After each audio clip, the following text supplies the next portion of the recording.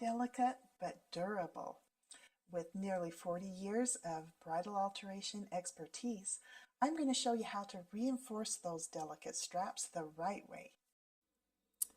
All right, I want to show you these straps up close and what we're going to be doing. I've got this gorgeous beaded dress, and from the hem, we're adding these sheer straps. Now here's the outside.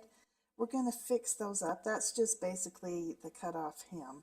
But on the back side, because of course these needs to be stronger, can you see that clear band in the middle? And I've glued it on. First of all, this band, you can buy these in the stores. I bought this at Joann's. I don't know how much longer Joann's will exist, but you can also order them online. And they're a detachable strap.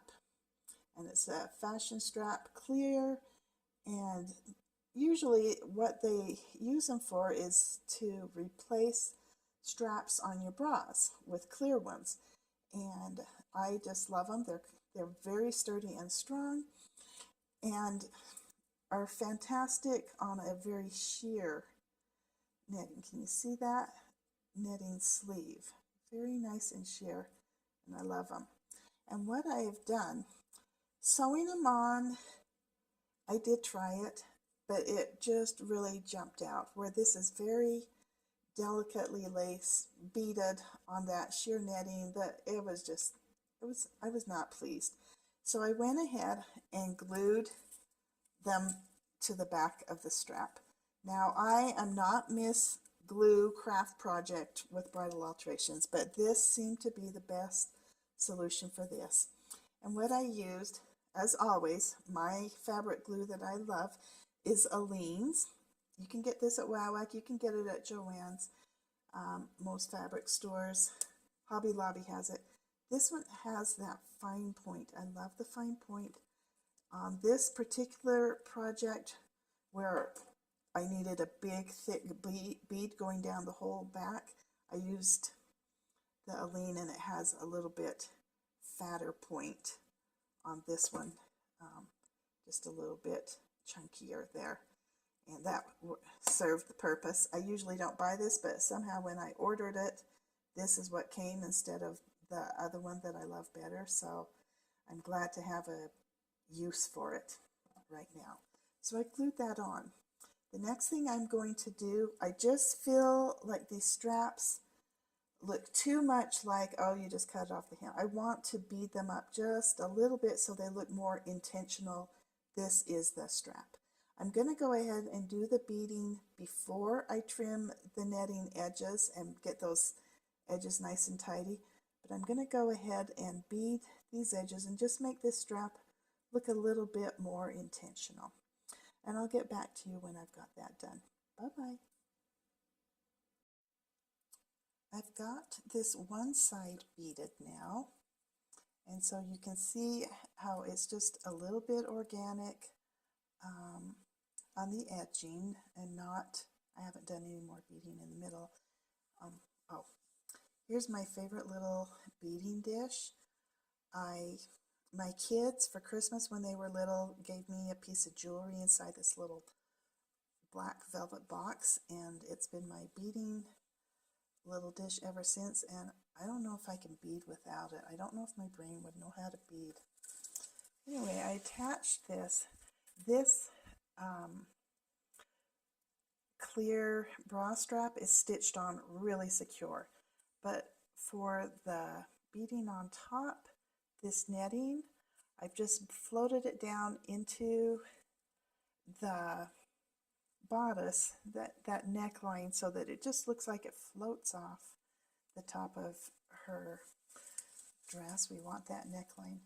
And so there's that pretty organically beaded. It's not ducks in a row. This dress doesn't cry to me ducks in a row. It cries very organic. This is the most heavy dress in the world. It is so heavy with all this beadwork on. It's a nightmare. Doing my other alterations has really been hard, but this beading was a joy. I enjoy beading a lot, and so I find it quite relaxing to add a little beauty and elegance to a dress. Something important I want to talk to you about is the stitching. When you're doing beading, especially, I think this applies to any time you're doing beading, but especially on something like a stretch where you're having a lot of tension. There's a little bit of stretch, even though we've got this bra strap that is amazingly sturdy and really, really supports the weight of this strap. There's still going to be a little bit of tension. Very important on that stitching to do a zigzag back and forth as you're stitching, back and forth, and not straight up and down. If you have that straight up and down and there's that tension, that straight up, those threads will snap and pop and beads will go flying. And of course, that's not what we want to do with our hard work and all of our effort.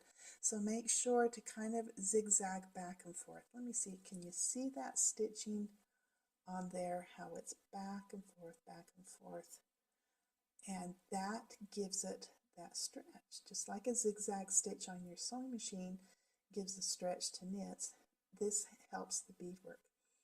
Something else important about beadwork is to have a light hand with it.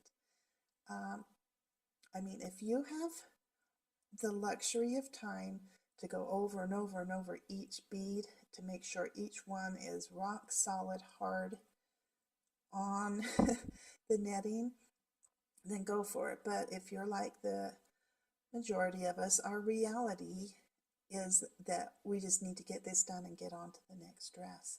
And so the manufacturers, the way they do it, and the way I recommend is just to do it lightly with not too much tension on the beads. You want them to kind of float over the top. You don't want them dangling or stuff like that, but you don't want them tightly embedded into your fabric.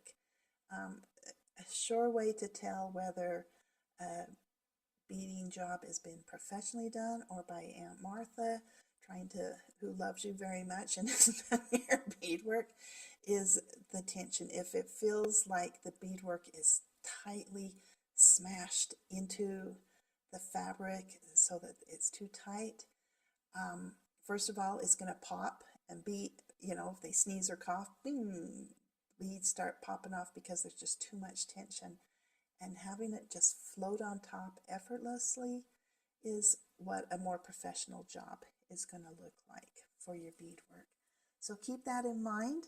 I hope you enjoy this. I have really enjoyed beading this strap. I find beadwork very relaxing, and I just enjoy it. Oh, by the way, here's the difference. So you can see, here's the one that I've done the edges, and here's the one that I haven't started beading yet.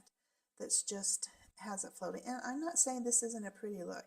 This one could be very beautiful, but it's really up to you or your bride's preference. She wanted a more defined look. This is more floating, but it could also easily start looking like, well, there's a piece taken off of the hem, just added as a strap. And this one looks more intentional.